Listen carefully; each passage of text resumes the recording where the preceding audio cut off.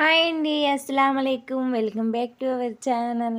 అందరికీ ముందుగా రంజాన్ ఈద్ ముబారక్ అండి. ప్రతి ఒక్కరికి అందరూ బాగుండాలి, అందులో మేము కూడా ఉండాలని మనస్ఫూర్తిగా అయితే కోరుకుంటున్నానండి.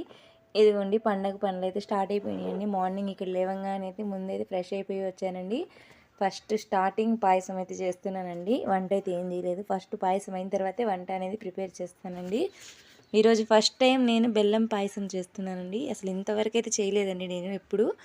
కాకుంటే వీడియో షూట్ చేయడానికి కుదిరితే షూట్ మొత్తం చేస్తానండి, లేకుంటే అక్కడక్కడ మధ్యలో స్కిప్ చేసేస్తాను, ఏమనుకోబాకండి. ఎందుకంటే ఇక్కడైతే జీడిపప్పు, బాదం పప్పు, కిస్మిస్ అన్నీ సన్నగా కట్ చేసుకుంటున్నానండి. సేమియాలు స్టవ్ అయితే ఆన్ చేసుకొని బాండీ పెట్టేసుకున్నానండి. ఇప్పుడు అందులో 2 స్పూన్ల నెయ్యి వేసుకున్నాను. ఇదిగోండి ఇక్కడ డ్రై ఫ్రూట్స్ అన్నీ సన్నగా కట్ చేసుకుంటున్నానండి.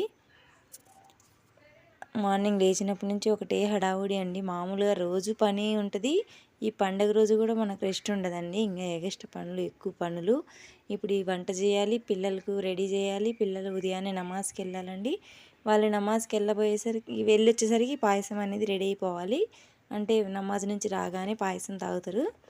ఓకే అండి. ఇక్కడైతే మొత్తం అయితే డ్రై ఫ్రూట్స్ అన్నీ సన్నగా కట్ చేసుకొని ఇదిగోండి నెయ్యిలో వేసుకొని బాగా వేయించుకొని పక్కన పెట్టేసుకున్నానండి బాగా. ఇప్పుడు ఇందులోకి బెల్లం కట్ చేసి పెట్టేసుకున్నానండి. ఇప్పుడు బెల్లం సన్నగా పగలగొట్టి పెట్టేసుకోవాలి. ఇదిగోండి ఇక్కడ సేమియాలు కూడా వేయించి పెట్టేసుకున్నానండి. ఇక్కడ కుక్కర్లో వచ్చేసి పచ్చిశనగపప్పు ఒక విజిల్ ఉడకబెట్టుకున్నానండి. ఇక్కడైతే పాయసం అయితే ప్రిపేర్ చేసి ఇదిగోండి పక్కన పెట్టేశానండి. ప్రాసెస్ అయితే ఏం చూపించలేదండి. ఇదిగోండి పెద్ద కుండ, ఈ కుండలో చేశానండి పాయసం.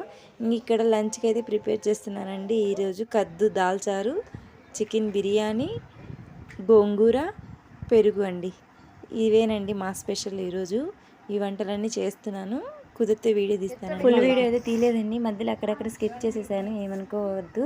ఓకే అండి. ఇక్కడైతే మా పాపని అయితే రెడీ చేస్తున్నానండి. వంట పని పక్కన పెట్టేశాను. ఒక 5 నిమిషాలు 10 నిమిషాలు ముందు పాపని రెడీ చేసి పక్కన పెట్టేస్తే సగం పని అయిపోయినట్టండి. ప్రశాంతంగా వంట చేసుకోవచ్చు.